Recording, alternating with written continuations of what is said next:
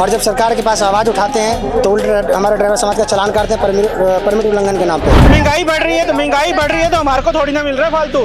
हमारे को तो 8 रुपए किलोमीटर आ गया इस टाइम पे। और 200 रुपये की बजाय 2,000 रुपये वहाँ से चार्ज किया जा रहा है कस्टमर से, तो यहाँ उनकी पॉलिसी कहाँ चली जाती है। 10-10 लाख की लेके गाड़ियाँ बैठे हुए हैं हम लोग, और 8 रुपए किलोमीटर में 5 रुपए 6 रुपए हमारा खर्चा है, क्या बचता है हमारे को। उस समय उससे ना तो कोई रोजगार के लिए पूछा जाता कि आप गाड़ी ले रहे हैं तो कैसे चलाएंगे, आप किस्त कैसे भरेंगे। फिर वो बेचारे मजबूर होकर ओला उबर का सहारा लेते हैं।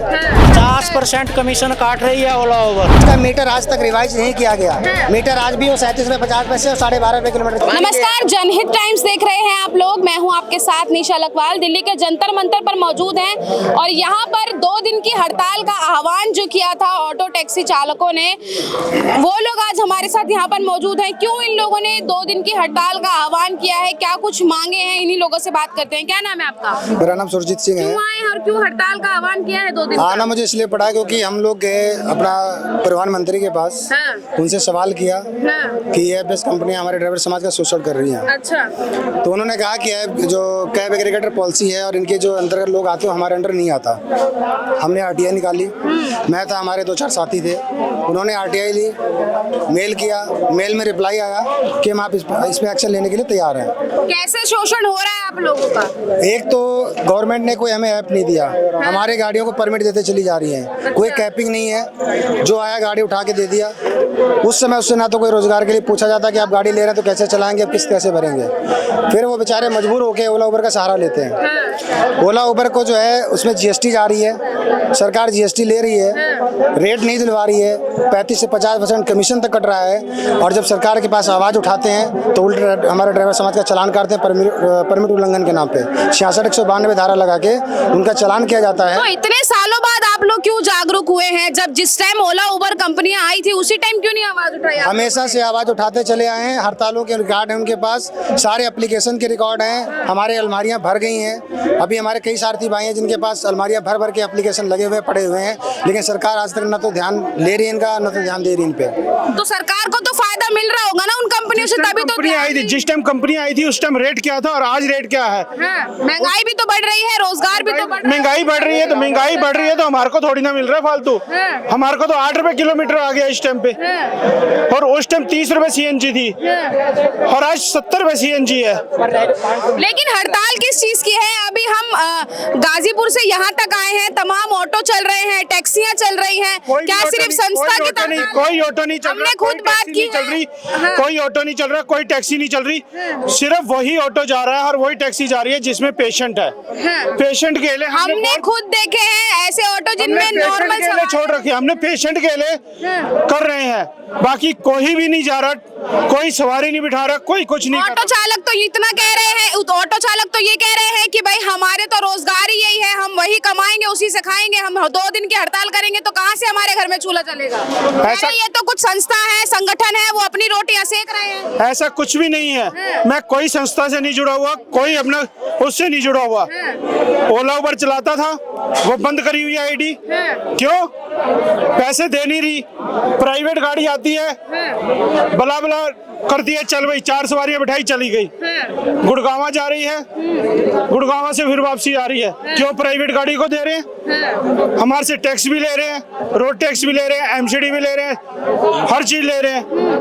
प्राइवेट गाड़ियों से भी करो ना, कोई वारदात हो जाए प्राइवेट गाड़ी में तो आएगा कि टैक्सी के अंदर हुआ। लेकिन आप अभी तो इतना हाव हल्ला मचा रहे हैं, फिर कल को जाके आप फिर से ओला उबर में चला लेंगे, और कोई चारा कहाँ बचेगा आप लोगों के पास? जब तक नहीं होगा तब तक हम नहीं चलाएंगे, और नहीं चलाएंगे। लेकिन एक सवाल सर ये भी है कि आप लोग जो सवारी बैठती है उसे ओला उबर से कम खर्चा मिलता है, लेकिन आगे कंपनियों से आपको जो है बराबर पैसा 50% कमीशन काट रही है ओला उबर, और हमारे को तो बिल्कुल आधा दे रही है। अच्छा।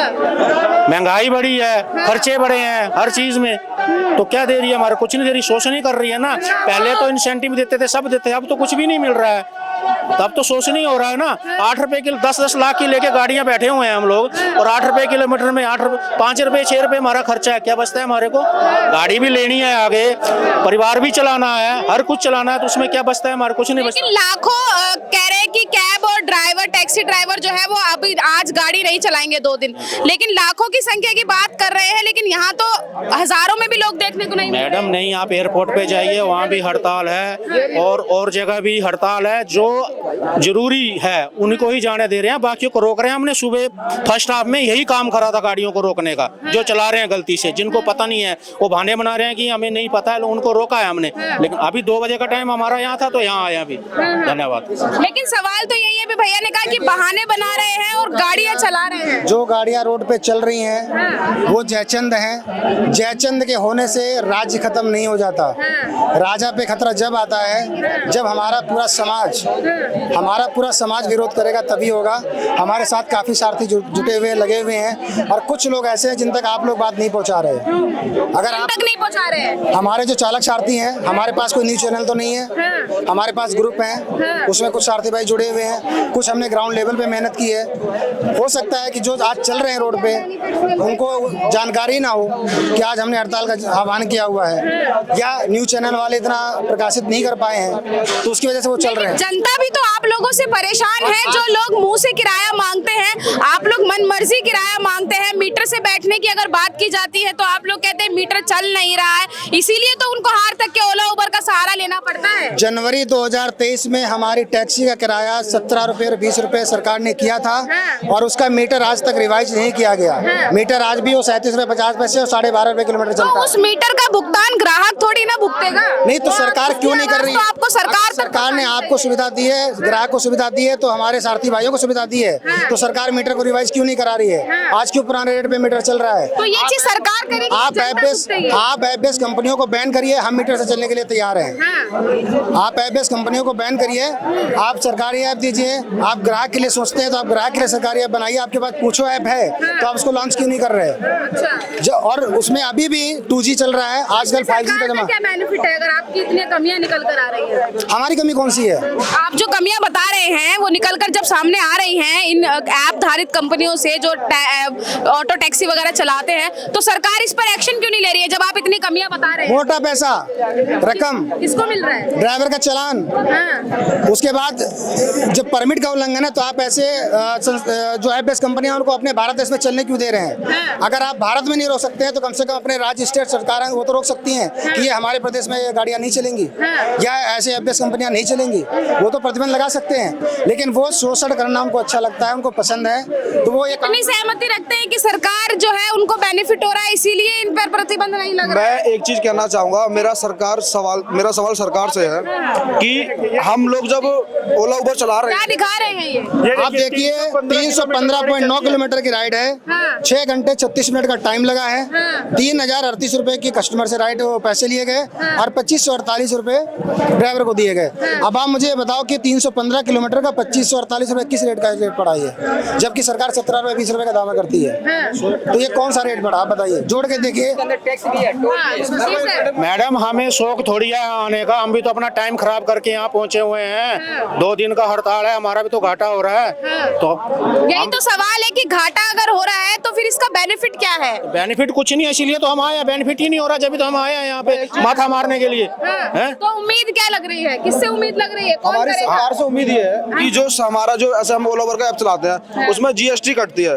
हमारा सरकार से सवाल है कि वो GST किसके अकाउंट में जाती है? गाड़ी हमारी, फ्यूल हमारा, मेहनत हमने करी, तो वो GST कंपनी के अकाउंट में किस लिए जा रही है और कंपनी क्यों काट रही है GST हमारी? हमारा यही सरकार से सवाल है। अगर वो GST कट रही है, हम हर साल अपनी ITR रिटर्न करेंगे, वो पैसा हमें वापस मिलना चाहिए, क्योंकि वो पैसा हमारा है, तो कंपनी किस बेस पे हमारा पैसा काट रही है GST के लिए? फिर लेकिन कहते ये भी तो है ना कि एकता में ताकत है, लेकिन अगर लोग ही बिखरे रहेंगे आप लोगों के हार थक के, अगर ऐप का ही सहारा लिया जाएगा तो फिर कैसे आप लोगों की जीत होगी? मैं जानता हूँ, हमारे को पैसे, मैं जानता हूँ कंपनियां क्यों दे रही हैं पैसे हमारे को? आज 1200 रुपए दे रही हैं, 25 किलोमीटर जाओ तो 800 रुपए दे रही है। क्यों दे रही है कंपनियां?